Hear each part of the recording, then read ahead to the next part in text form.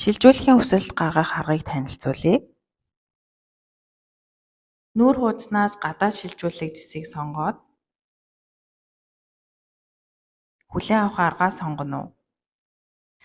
Дараа нь илгээх мөнгөн дүнгээ оруулаад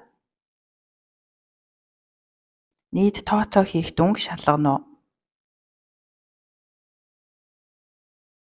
Мөнгөн дүнг төр данс руу шилжүүлэх эсвэл гадаа шилжүүлэхийн итэвчтэй үлдэгдэлтэй бол үлдэгдлээс шилжүүлэх эсвэл дансаа автомат шилжүүлэхийн үйлчилгээнд бүртгүүлсэн бол автоматар шилжих хүсэлт гаргах боломжтой.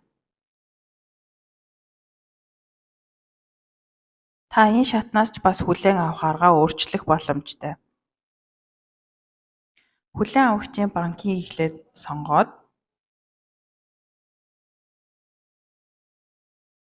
дансны дугаарыг оруулна уу. Хүлээн авагчийн овог нэрийг англиар оруулаад монгол утасны дугаарыг бас оруулна уу. Хүлээн авагчтай та ямар холбоотой гэдгээ сонгоод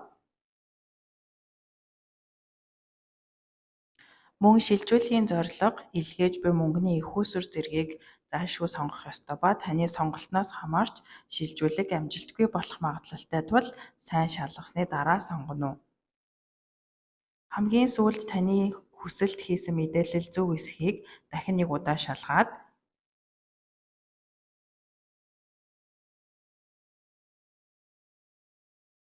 танд хэрвээ point байгаа бол шимтгэлээ point-ороо төлөх боломжтой.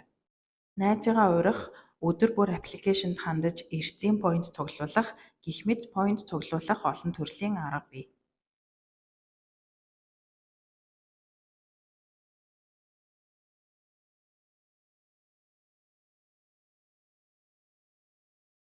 Таны нэр дээр үүссэн төр дансанд та 3 цагийн дотор мөнгөн дүнг шилжүүлэх боломжтой.